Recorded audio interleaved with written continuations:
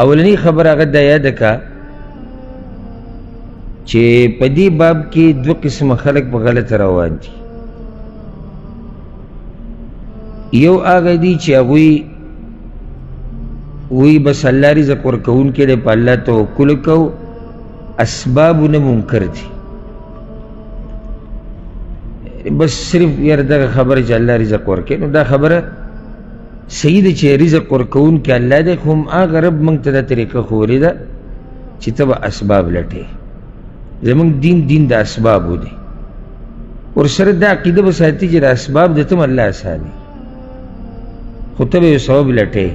ځمکې د اسمان نه او د ځمکې نه د برې نه سره زر او سپین زر راورېږي، نه لاندې داسې راوځي چې سړی په کور کې ناست او ده باندې به دا د پیسو د مال او د رزق باران کېږي. نه، ته به اسباب ولټې، باقي ستا په نصیب کې چې څه دي هغه به تا ته میلاوېږي. دا زموږ عقیده ده. ډېرو خلکو ډېر اسباب لټولي دي او رزق یې په نصیب نه و. بعضو خلکو معمولی اسباب لټولي دي، الله رب العزت ورله ډېر رزق ورکړی دی. نو ته به اسباب لټې، ورسره به ستا د عقیدې چې اولنی او اخرنی رزق ورکوونکی ذات هغه الله رب العزت دی. خو دا خلک په غلطه دي چې د اسبابونه منکر دي. دویمه یو فرقه او یو قسم خلک چې هغه په غلطه دي، هغوی الله ته یېر د صرف په اسبابو پورې نښتي دي. دوی خو یو قسمه شریک جوړ کړی د الله سره، یعنې که پلانې نه وي زه به څه خورم، که ګاډی نه وي زه به څه کوم، که زما د تجارت ختم شو زه خو به مړ شم، که دغه نه وي که دا نه. د ده نه بلکل دا خبره یېره ده چې په عرش باندې یو رب دی او هغه رزق ورکوونکی دی. بس د مکمل په اسبابو باندې یقین او اعتماد دی، مکمل، او الله ته یېر دی، دی په ګمراهۍ کې دی.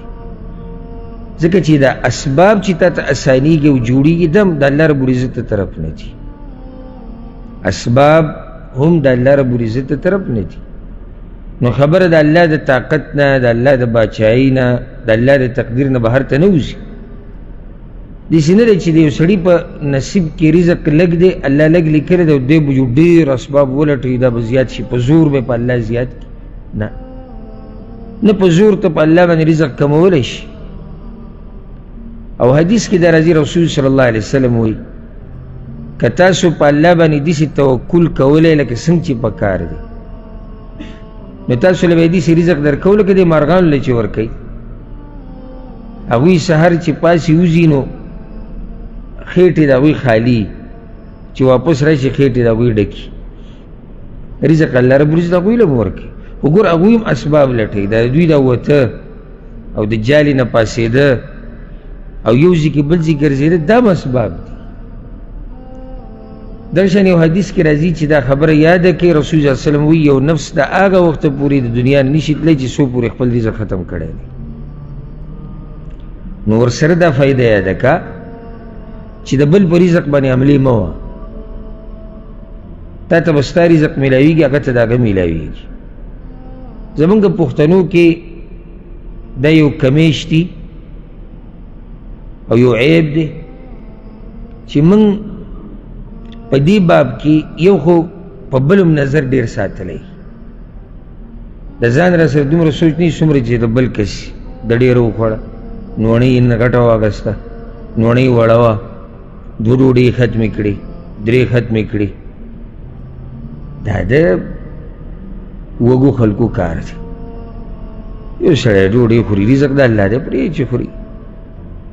ځکه ګوره ادب دا ته یو ادب وښیم چې کله د ډوډۍ د خوراک وخي که نه، نو د چا خولې ته او نوڼۍ ته به نه ګوري. خپل کار سره کار ساته، ته خپله ډوډۍ وخوره، خپل سسکي هغه څکه، خو دې خلکو ته مه ګوره. دا د ادب خلاف دی. نه ته چا په دې مقرر کړی چې د خلکو نوڼۍ حسابوه چې چا لږه غټه کړه او چا وړه کړه.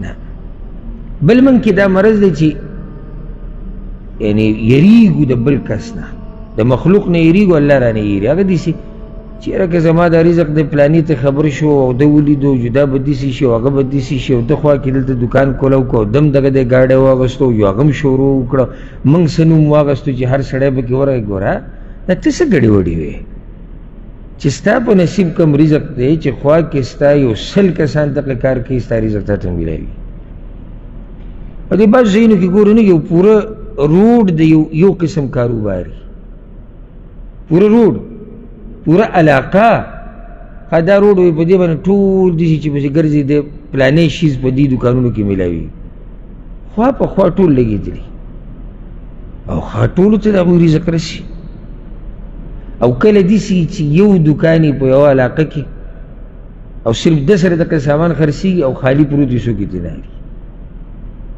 نو دا یره مه کوه ته مسلمان یې ستا په الله عقیده ده په تقدیر دی ایمان دی څه چې زمونږ په برخه کې دی هغه زمونږ نه اوړي نه او څه چې زمونږ نه واوړېدو هغه مونږ ته را رسېدونکي نه و